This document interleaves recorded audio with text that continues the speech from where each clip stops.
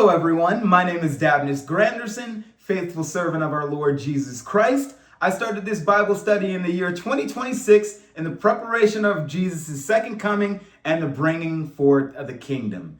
Today we are reading Genesis 12, the call of Abram. The Lord had said to Abram, "Leave your native country, your relatives, and your father's family, and go to the land I will show you. I will make you into a great nation. I will bless you and make you famous, and you will be a blessing to others. I will bless those who bless you, and curse those who treat you with contempt. All the families on the earth will be blessed through you." So Abram departed as the Lord had instructed, and Lot went with him.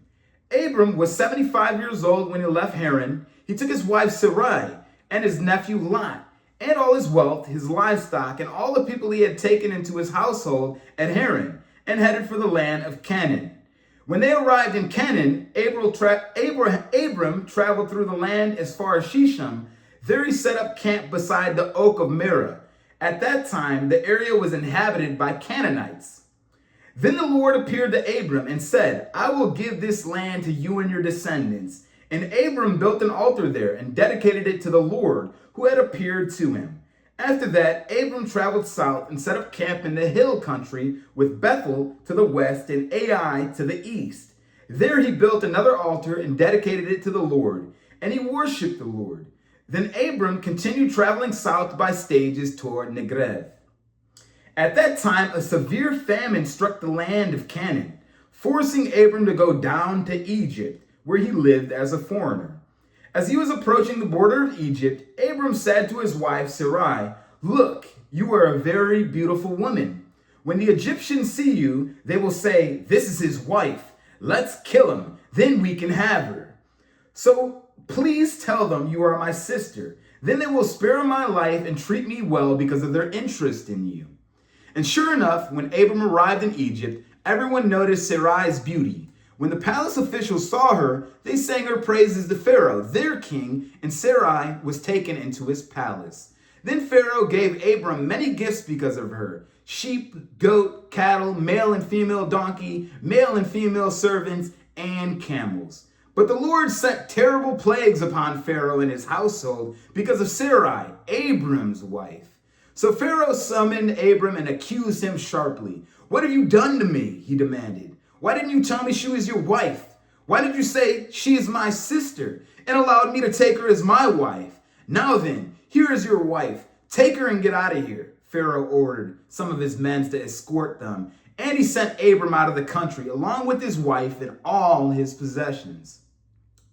Chapter 13. Abram and Lot separate. So Abram left Egypt and traveled north in the Negev, along with his wife and Lot and all that they owned. Abram was very rich in livestock, silver, and gold.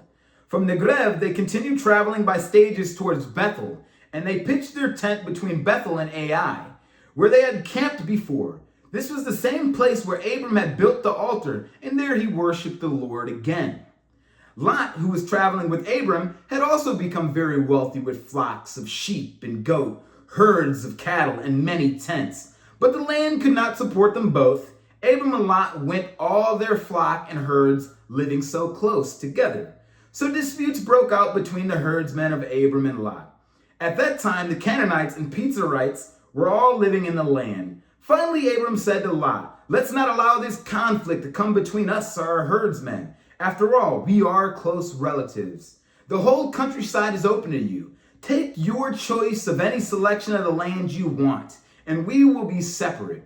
If you want the land to the left, I'll take the land to the right. If you prefer the land on the right, then I'll go to the left." Lot took a long look at the fertile plains of the Jordan Valley in the direction of Zoar.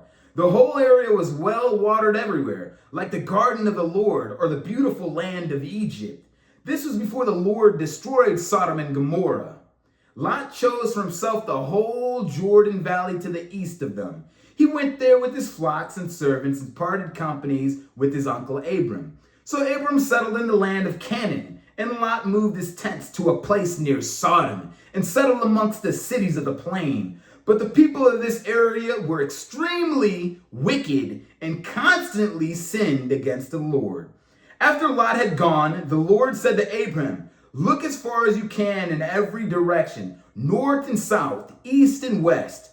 I'm giving all this land, as far as you can see, to you and your descendants as a permanent possession. And I will give to you so many descendants that, like the dust of the earth, that cannot be counted. Go and walk through the land in every direction, for I am giving it to you." So Abram moved his camp to Hebron and settled near the oak grove belonging to Mamre.